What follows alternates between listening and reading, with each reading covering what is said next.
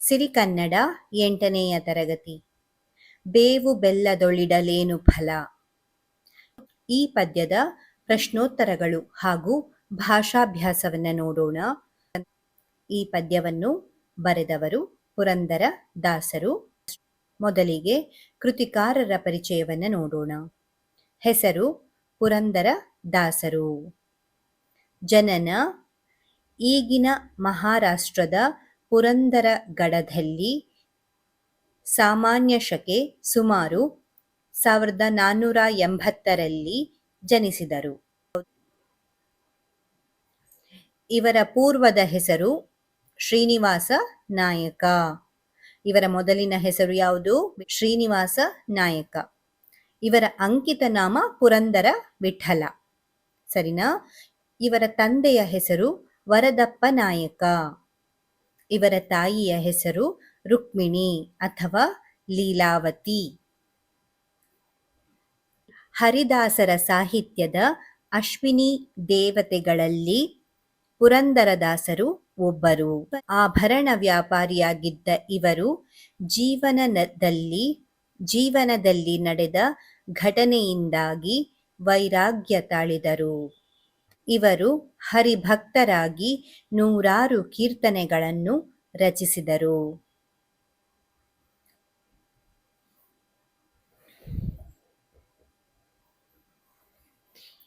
ದಾಸರೆಂದರೆ ಪುರಂದರದಾಸರಯ್ಯ ಎಂದು ತಮ್ಮ ಗುರುಗಳಾದ ವ್ಯಾಸರಿಂದಲೇ ಹೊಗಳಿಕೆಗೆ ಪಾತ್ರರಾದರು. ನಂತರ ಪುರಂದರದಾಸರು ಕರ್ನಾಟಕ ಸಂಗೀತದ ಪಿಳ್ಳಾರಿ ಗೀತೆಗಳನ್ನು ರಚಿಸಿ ಕರ್ನಾಟಕದ ಸಂಗೀತದ ಪಿತಾಮಹ ಎನ್ನಿಸಿಕೊಂಡರು. ನಂತರ ಪದಗಳ ಅರ್ಥವನ್ನ ನೋಡೋಣ. ಮೊದಲನೇದು ಕುಟಿಲ. ಕುಟಿಲ ಅಂದರೆ ಮೋಸ, ವಂಚನೆ. 2 ಕುಪಿತ. ಕುಪಿತ ಅಂದರೆ ಸಿಟ್ಟಿನಿಂದ ಕೂಡಿದ, ಕೋಪದಿಂದ ಕೂಡಿದ ಅಂತ ಹೇಳಿ ಅರ್ಥ ಬರುತ್ತೆ. 3ನೇದು ಕುಜನರು. ಕುಜನರು ಅಂದ್ರೆ ಕೆಟ್ಟ ಜನರು. 4 ಸಟೆ. ಸಟೆ ಎಂದರೇನು? ಸುಳ್ಳು. ಅಭ್ಯಾಸವನ್ನು ನೋಡೋಣ. ಕೆಳಗಿನ ಪ್ರಶ್ನೆಗಳಿಗೆ ಒಂದು ವಾಕ್ಯದಲ್ಲಿ ಉತ್ತರಿಸಿರಿ. ಸರಿನಾ? ಮೊದಲನೆಯ ಪ್ರಶ್ನೆ, ಪುರಂದರದಾಸರ ಅಂಕಿತ ಯಾವುದು? ಉತ್ತರ, ಪುರಂದರದಾಸರ ಅಂಕಿತ ಪುರಂದರ ವಿಠಲ. ಯಾವುದು? ಪುರಂದರ ವಿಠಲ. 2 ಜಪದ ಫಲ. ನಮಗೆ ಸಿಗಬೇಕಾದರೆ ಯಾವುದನ್ನು ಬಿಡಬೇಕು? ಜಪದ ಫಲ ನಮಗೆ ಸಿಗಬೇಕಾದರೆ ಮನಸ್ಸಿನಲ್ಲಿರುವ ಕುಟಿಲತೆಯನ್ನು ಬಿಡಬೇಕು. ಮನಸ್ಸಿನಲ್ಲಿರುವ ಕುಟಿಲತೆಯನ್ನು ಬಿಡಬೇಕು. 3ನೇದು ಮಂತ್ರದ ಪಠಣೆಯ ಫಲ ಸಿಗಬೇಕೆಂದರೆ ಮನುಜ ಏನನ್ನು ಬಿಡಬೇಕು? ಮಂತ್ರದ ಪಠಣೆಯ ಫಲ ಸಿಗಬೇಕೆಂದರೆ ಮನುಜ ಕಪಟತನವನ್ನು ಬಿಡಬೇಕು. ಏನು? ಕಪಟತನವನ್ನು ಬಿಡಬೇಕು. 4ನೇಯದು, ಗೀತೆಯನ್ನು ಓದಿದಷ್ಟು ಫಲ ಯಾವಾಗ ದೊರೆಯುತ್ತದೆ? ಉತ್ತರ, ಮನುಷ್ಯನು ತನ್ನ ಮನಸ್ಸಿನಲ್ಲಿರುವ ಘಾತಕತನವನ್ನು ಅಂದರೆ ಕ್ರೂರ ಬುದ್ಧಿಯನ್ನು ಅಥವಾ ಇತರರಿಗೆ ದ್ರೋಹ ಮಾಡುವ ಗುಣವನ್ನು ತ್ಯಜಿಸಿದಾಗ ಮಾತ್ರ ಗೀತೆಯನ್ನು ಓದಿದ ಫಲ ದೊರೆಯುತ್ತದೆ. ಇಷ್ಟೇನೆ, ಇದು ಇಷ್ಟು ದೊಡ್ಡದಲ್ಲ. ಮನುಷ್ಯನು ತನ್ನ ಮನಸ್ಸಿನಲ್ಲಿರುವ ಕ್ರೂರ ಬುದ್ಧಿಯನ್ನು ತ್ಯಜಿಸಿದಾಗ ಅಥವಾ ಘಾತಕತನವನ್ನು ತ್ಯಜಿಸಿದಾಗ ಅಂತ ಹೇಳಿ ಬರಿಬಹುದು ನೀವು. ಮನುಷ್ಯನು ತನ್ನ ಮನಸ್ಸಿನಲ್ಲಿರುವ ಘಾತಕತನವನ್ನು ತ್ಯಜಿಸಿದಾಗ ಅಂದ್ರೆ ಬಿಟ್ಟಾಗ ಮಾತ್ರ ಗೀತೆಯನ್ನು ಓದಿದ ಫಲ ದೊರೆಯುತ್ತದೆ ಅಂತ ಹೇಳಿ ನೀವು ಬರಿಬಹುದು. ಕೆಳಗಿನ ಪ್ರಶ್ನೆಗಳಿಗೆ 3-4 ವಾಕ್ಯಗಳಲ್ಲಿ ಉತ್ತರಿಸಿರಿ. ಮೊದಲನೆಯ ಪ್ರಶ್ನೆ, ಯಾತ್ರೆ ಮಾಡುವುದು ಮತ್ತು ಗೀತೆಯನ್ನು ಓದಿದರೆ ದೊರೆಯುವ ಫಲ ಏನು? ಪುರಂದರದಾಸರ ಪ್ರಕಾರ ಹೆತ್ತ ತಂದೆ ತಾಯಿಯರನ್ನು ವೃದ್ಧಾಪ್ಯದಲ್ಲಿ ಸರಿಯಾಗಿ ನೋಡಿಕೊಂಡು ಅವರನ್ನು ಗೌರವಿಸಿದರೆ ಹಾಗೂ ಮನಸ್ಸಿನ ಕ್ರೂರತೆಯನ್ನು ಬಿಟ್ಟು ಆಂತರ್ಯವನ್ನು ಶುದ್ಧಗೊಳಿಸಿಕೊಂಡಾಗ ಮಾತ್ರ ಯಾತ್ರೆ ಮಾಡಿದ ಮತ್ತು ಮತ್ತು ಗೀತೆಯನ್ನು ಓದಿದ ಫಲ ದೊರೆಯುತ್ತದೆ. ಎರಡನೆಯ ಪ್ರಶ್ನೆ, ಜಪ ಹಾಗೂ ಉಪವಾಸಗಳ ಫಲ ಯಾವಾಗ ದೊರೆಯುವುದಿಲ್ಲ? ಉತ್ತರ, ಮನಸ್ಸಿನ ಕಪಟತನವನ್ನು ಬಿಡದೆ ಮಾಡುವ ಜಪಗಳಿಗೆ ಫಲ ದೊರೆಯುವುದಿಲ್ಲ. ಮನಸ್ಸಿನ ಕಪಟತನವನ್ನು ಬಿಡದೆ ಮಾಡುವ ಜಪಗಳಿಗೆ ಫಲ ದೊರೆಯುವುದಿಲ್ಲ. ಒಳಗಿನ ಕೋಪ ಅಂದರೆ ಮನುಷ್ಯನ ಮನಸ್ಸಿನ ಕೋಪ ತ್ಯಜಿಸದೆ ಮಾಡುವ ಉಪವಾಸ ವ್ರತಗಳಿಗೂ ಯಾವುದೇ ಫಲ ಸಿಗುವುದಿಲ್ಲ. ಮನಸ್ಸಿನ ಕಪಟತನವನ್ನು ಬಿಡದೆ ಮಾಡುವ ಜಪಗಳಿಗೆ ಫಲ ದೊರೆಯುವುದಿಲ್ಲ. ಮನುಷ್ಯನ ಮನಸ್ಸಿನ ಕೋಪ ತ್ಯಜಿಸದೆ ಮಾಡುವ ಉಪವಾಸ ವ್ರತಗಳಿಗೂ ಯಾವುದೇ ಫಲ ಸಿಗುವುದಿಲ್ಲ. ಆದ್ದರಿಂದ ಆಂತರಿಕ ಕೆಟ್ಟ ಗುಣಗಳನ್ನು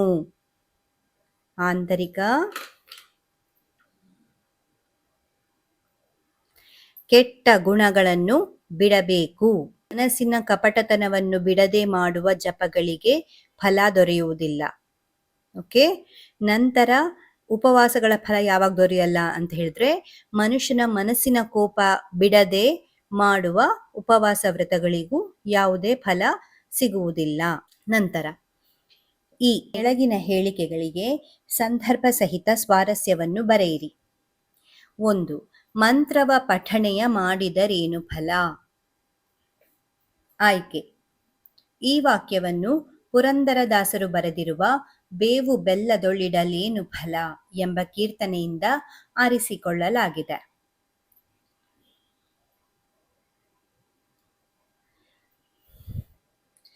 ಸಂದರ್ಭ, ಮನಸ್ಸಿನಲ್ಲಿ ಕಪಟ ಬುದ್ಧಿ ಇಟ್ಟುಕೊಂಡು ಮಂತ್ರ ಪಠಿಸುವ ದುಷ್ಟರ ಬಾಹ್ಯ ಭಕ್ತಿ ವ್ಯರ್ಥ ಎಂದು ದಾಸರು ಹೇಳುವ ಸಂದರ್ಭ ಇದಾಗಿದೆ. ಸ್ವಾರಸ್ಯ, ಕಪಟ ಭಕ್ತಿಗಿಂತ ಆಂತರಿಕ ಮನಃಶುದ್ಧಿಯೇ ಮುಖ್ಯ ಎಂಬುದು ಇಲ್ಲಿನ ಸ್ವಾರಸ್ಯ. ಸರಿನಾ? ನೆಕ್ಸ್ಟ್, ಎರಡನೇದು, ಮಾತಾಪಿತರನು ಬಳಲಿಸುವಾತನು. ಆಯ್ಕೆ, ಈ ವಾಕ್ಯವನ್ನು ಪುರಂದರದಾಸರು ಬರೆದಿರುವ ಬೇವು ಬೆಲ್ಲದೊಳಿಡಲೇನು ಫಲ ಎಂಬ ಕೀರ್ತನೆಯಿಂದ ಆರಿಸಿಕೊಳ್ಳಲಾಗಿದೆ. ಸಂದರ್ಭ ಈ ರೀತಿ ಇದೆ. ಹೆತ್ತ ತಂದೆ ತಾಯಿಯನ್ನು ಕಾಡುವವರು ಮಾಡುವ ತೀರ್ಥಯಾತ್ರೆಗಳು ನಿಷ್ಫಲ ಎಂದು ಹೇಳುವ ಸಂದರ್ಭ ಇದಾಗಿದೆ. ಸ್ವಾರಸ್ಯ ಈ ರೀತಿ ಇದೆ. ಹೆತ್ತವರನ್ನು ಕಷ್ಟಕ್ಕೆ ಈಡು ಮಾಡಿ ಪುಣ್ಯ ಕ್ಷೇತ್ರಗಳಿಗೆ ಹೋಗುವುದು ಮೂರ್ಖತನ ಎಂಬುದು ಇಲ್ಲಿನ ಸ್ವಾರಸ್ಯ. ಮೂರನೇದು, ಸ್ನಾನವ ಮಾಡಿದರೇನು ಫಲ? ಈ ವಾಕ್ಯವನ್ನು ಪುರಂದರದಾಸರ ಬೇವು ಬೆಲ್ಲದೊಳಿಡಲೇನು ಫಲ ಎಂಬ ಕೀರ್ತನೆಯಿಂದ ಆರಿಸಿಕೊಳ್ಳಲಾಗಿದೆ. ಸಂದರ್ಭ, ಕೆಟ್ಟ ಕೆಲಸಗಳನ್ನು ಮಾಡುತ್ತಾ ನದಿಯಲ್ಲಿ ಸ್ನಾನ ಮಾಡುವವರ ಡೋಂಗಿ ಆಚರಣೆಯನ್ನು ಖಂಡಿಸುವ ಸಂದರ್ಭ ಇದಾಗಿದೆ. ಸ್ವಾರಸ್ಯ, ಕೇವಲ ನದಿ ಸ್ನಾನದಿಂದ ಪಾಪಗಳು ಕರಗುವುದಿಲ್ಲ, ನಡವಳಿಕೆ ಮುಖ್ಯ ಎಂಬುದು ಇಲ್ಲಿನ ಸ್ವಾರಸ್ಯ. ಈ ಕೆಳಗಿನ ಪ್ರಶ್ನೆಗಳಿಗೆ 8-10 ವಾಕ್ಯಗಳಲ್ಲಿ ಉತ್ತರಿಸಿರಿ. 1. ಪುರಂದರ ದಾಸರ ದೃಷ್ಟಿಯಲ್ಲಿ ನಮ್ಮ ಶ್ರಮಕ್ಕೆ ಫಲ ದೊರೆಯುವುದು ಯಾವಾಗ? ವಿವರಿಸಿ. ಪುರಂದರದಾಸರ ಪ್ರಕಾರ ಬಾಹ್ಯ ಆಚರಣೆಗಳನ್ನು ಬಿಟ್ಟು ಆಂತರಿಕ ಮನಃಶುದ್ಧಿ ಹೊಂದಿದಾಗ ಮಾತ್ರ ನಮ್ಮ ಶ್ರಮಕ್ಕೆ ಫಲ ದೊರೆಯುತ್ತದೆ. ಮನುಷ್ಯನು ಮೊದಲು ತನ್ನ ಮನಸ್ಸಿನಲ್ಲಿರುವ ಕಪಟತನ, ಕೋಪ ಮತ್ತು ಸುಳ್ಳು ಹೇಳುವ ಕೆಟ್ಟ ಗುಣಗಳನ್ನು ಬಿಡಬೇಕು. ಹೆತ್ತ ತಂದೆ ತಾಯಿಯರನ್ನು ಗೌರವದಿಂದ ಕಂಡು ಅವರ ಮನಸ್ಸಿಗೆ ನೋವು ಮಾಡದಿದ್ದಾಗ ಮಾತ್ರ ತೀರ್ಥಯಾತ್ರೆಗಳಿಗೆ ಹೋದ ಫಲ ಸಿಗುತ್ತದೆ. ಇತರರಿಗೆ ಹಿಂಸೆ ಮಾಡುವ ಘಾತಕತನವನ್ನು ಬಿಟ್ಟು ಪವಿತ್ರ ಗ್ರಂಥಗಳನ್ನು ಓದಬೇಕು. ಸಮಾಜದಲ್ಲಿ ಕೆಟ್ಟ ಕೃತ್ಯಗಳನ್ನು ಮಾಡುವುದನ್ನು ನಿಲ್ಲಿಸಿ ಸತ್ಕರ್ಮಗಳಲ್ಲಿ ತೊಡಗಬೇಕು. ಕೊನೆಯದಾಗಿ ಭಗವಂತನಾದ ಪುರಂದರ ವಿಠಲನನ್ನು ಯಾವುದೇ ಸ್ವಾರ್ಥವಿಲ್ಲದೆ ಶುದ್ಧ ಮನಸ್ಸಿನಿಂದ ನಂಬಿದಾಗ ಮಾತ್ರ ನಮ್ಮ ಭಕ್ತಿಗೆ ನಿಜವಾದ ಮುಕ್ತಿ ದೊರೆಯುತ್ತದೆ. ಪ್ರಾಯೋಗಿಕ ಭಾಷಾಭ್ಯಾಸ. ಅ. ಕೆಳಗಿನ ಗಾದೆಗಳನ್ನು ವಿಸ್ತರಿಸಿ ಬರೆಯಿರಿ. 1. ಕೋಪದಿಂದ ಕೊಯ್ದ ಮೂಗು ಮತ್ತೆ ಬಂದೀತೆ. ಪೀಠಿಕೆ. ಗಾದೆ ವೇದಕ್ಕೆ ಸಮಾನ, ಅಥವಾ ವೇದ ಸುಳ್ಳಾದರೂ ಗಾದೆ ಸುಳ್ಳಾಗದು ಎಂಬ ಮಾತು ಗಾದೆಗಳ ಮಹತ್ವವನ್ನು ತಿಳಿಸುತ್ತದೆ. ಅರ್ಥವಿವರಣೆ. ಈ ಗಾದೆಯು ಮನುಷ್ಯನ ಕೋಪದ ಭೀಕರ ಪರಿಣಾಮವನ್ನು ಎಚ್ಚರಿಸುತ್ತದೆ. ಅತಿಯಾದ ಕೋಪದಲ್ಲಿ ಮನುಷ್ಯ ತನ್ನ ವಿವೇಚನೆಯನ್ನು ಕಳೆದುಕೊಳ್ಳುತ್ತಾನೆ. ಆ ಕ್ಷಣದ ಆವೇಶದಲ್ಲಿ ಮಾಡುವ ತಪ್ಪುಗಳು ಜೀವನವಿಡೀ ನಷ್ಟವನ್ನು ತರುತ್ತವೆ. ಕೋಪದ ಕೈಗೊಂಬೆಯಾಗಿ ತನ್ನ ಸ್ವಂತ ಮೂಗನ್ನೇ ಕೊಯ್ದುಕೊಂಡರೆ ಕೋಪ ಇಳಿದ ಮೇಲೆ ಆ ಮೂಗು ಮತ್ತೆ ಮರಳಿ ಬರಲು ಸಾಧ್ಯವಿಲ್ಲ.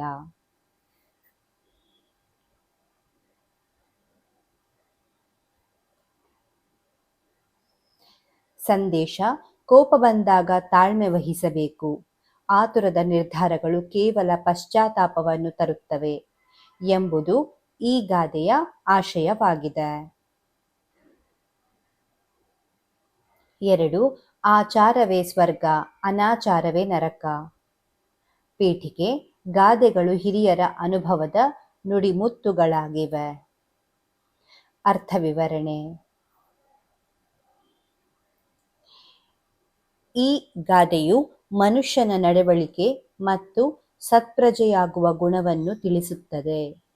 ಆಚಾರ ಎಂದರೆ ಒಳ್ಳೆಯ ನಡತೆ, ಪ್ರಾಮಾಣಿಕತೆ ಮತ್ತು ಸಂಸ್ಕಾರ. ನಮ್ಮ ನಡವಳಿಕೆ ಚೆನ್ನಾಗಿದ್ದರೆ ನಮ್ಮ ಸುತ್ತಮುತ್ತಲಿನ ವಾತಾವರಣವೇ ಸುಂದರವಾದ ಸ್ವರ್ಗದಂತೆ ಇರುತ್ತದೆ. ಅನಾಚಾರ ಎಂದರೆ ಕೆಟ್ಟ ನಡತೆ, ಸುಳ್ಳು ಮತ್ತು ವಂಚನೆ. ದುಷ್ಟ ಗುಣಗಳಿಂದ ಬದುಕು ನರಕವಾಗುತ್ತದೆ. ಸಂದೇಶ. ಸ್ವರ್ಗ ಅಥವಾ ನರಕ ಎಲ್ಲೋ ದೂರದಲ್ಲಿಲ್ಲ. ಅವು ನಮ್ಮ ಒಳ್ಳೆಯ ಮತ್ತು ಕೆಟ್ಟ ನಡವಳಿಕೆಗಳಲ್ಲೇ ಇವೆ ಎಂಬುದು ಇದರ ಸಂದೇಶ. ಇದಿಷ್ಟು ಬೇವು ಬೆಲ್ಲದೊಳಿಡಲೇನು ಫಲ ಪಾಠದ ಪ್ರಶ್ನೋತ್ತರಗಳು. ಧನ್ಯವಾದಗಳು.